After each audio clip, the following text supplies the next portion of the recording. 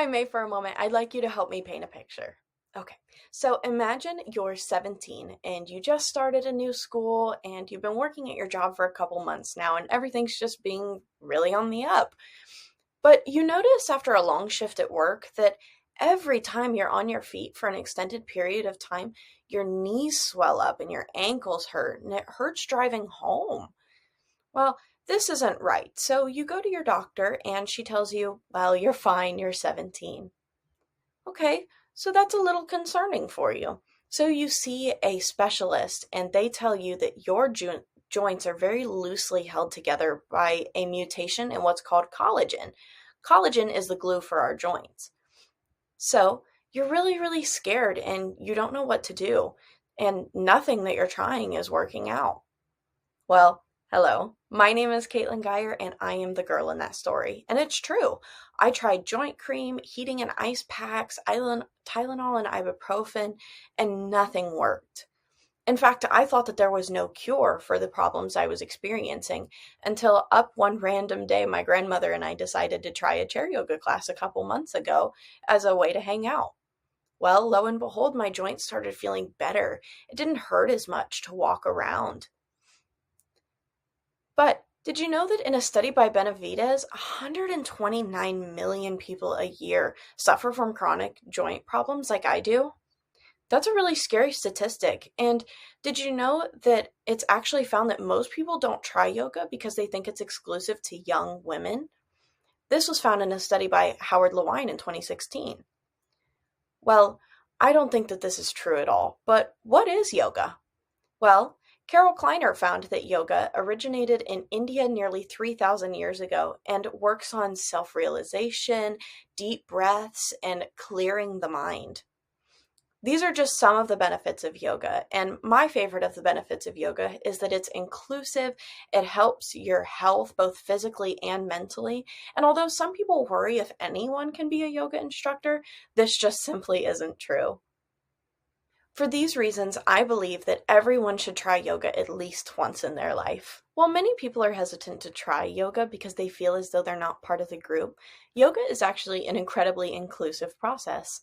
According to a study done by Tufts University named Yoga Benefits the Mind and Body, yoga is a buildable practice. This means that anybody from all capabilities can try yoga. When I started yoga, I wasn't able to touch my toes. However, after many consistent attempts, I am now able to completely touch the floor, not just my toes. Also, as well, an article found in Frontiers in Psychology by Sala, Barbara, and Moore found that yoga is not a religious practice. Whilst yoga did originally have roots in Hinduism and Buddhism because of its foundations in India 3,000 years ago, it is not a religious practice, however, a spiritual one. It's spiritual because of its deep intuitive nature. However, there is no religion associated with yoga. In my experience in my yoga classes, my class is typically 65 plus. However, I've never received judgment for being younger than anyone else, and I've never cast judgment for anyone being older. As well, we all stop and start where we want to, and sometimes we have to modify exercises if we're not able to do something. These are all things that are bound to happen in a yoga environment, and so finding a stable, like-minded, and inclusive environment is incredibly common in yoga because of these practices. Not only does yoga welcome everybody from different religious views, but different physical capabilities.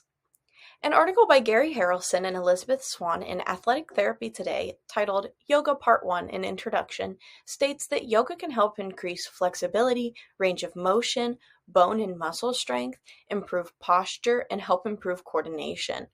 Personally, I found that some of the main results of my yoga experience have been that I've lost weight, that my joints are not nearly as achy and sore because of the muscle buildup helps keep the joints in place. I've been more flexible, and as I stated, I've been able to reach goals of mine a lot faster. I was never able to touch my toes before, as I stated. This is really exciting for me, and that's one of the benefits of yoga is that it's constantly exciting and your goals are constantly needing redone because of how fast you hit them. Not only does yoga help improve the functions of the body, but the mind as well. For example, before starting this speech, I was feeling a little overwhelmed. So I used some of the breathing techniques that I'm used to in yoga, such as breathe in for 5, hold for 5, and exhale for 5. You can really do this with any interval, but I find that 5 helps me the most. As well, yoga has really helped me feel more organized and in control of my life. After leaving yoga, I feel more organized, more ready to face the day, and just a more general sense of calmness. According to Anne Van de Water in Total Health magazine, yoga can also jumpstart the metabolism, introduce lymphatic drainage to the body, and help regulate the hormones.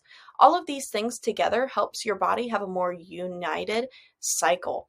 This helps your mental health because your body is not as static and is distracted by many things. So you're able to sit and just with your body all working as a unit. As well, the Times of India states in their article, Benefit of Prenatal Yoga Explained, that pregnant women who practice yoga are more ready for childbirth because of yoga's practice on deep intuitive breaths, stretches, and allowing for stress reduction and relief. While yoga's benefits are undeniable, some people worry about the quality of education that they're going to receive. Well, don't worry. Although some people like Carolyn Kleiner state that yoga can be taught by anyone, this is simply not true. As proven by the Yoga Ayush Ministry, a yoga instructor must have a diploma in yoga science, yoga therapy, sports coaching, or a master's or bachelor's in medicine, physical therapy, or science. Rest assured, your yoga instructor has had plenty of time in the field. Another common problem with yoga classes is that there are many online classes taught by anyone. In the online presence, a yoga instructor is not required to have a degree or a certification. Anyone can call themselves a yoga instructor. To remedy this, just make sure that you're aware of the sources you're using online so that you don't fall prey to these predatory sources seeking money, sponsorships, or support. I sometimes wonder if I had started yoga earlier, would I have been in as much pain as I was, as I referenced at the start of the speech? Well, truly, there's no way to know. However, what we do know is that yoga is inclusive, helps physically and mentally, and while some people worry that anyone can teach yoga, this isn't true. I ask you, if you know anybody or you yourself are struggling with joint problems, please recommend yoga to them today. Lewine states that more than a third of Americans say they're likely to try yoga again in the next year. Will you be one of them? I hope to see you there. Thank you so much for listening. My name is Caitlin Geyer.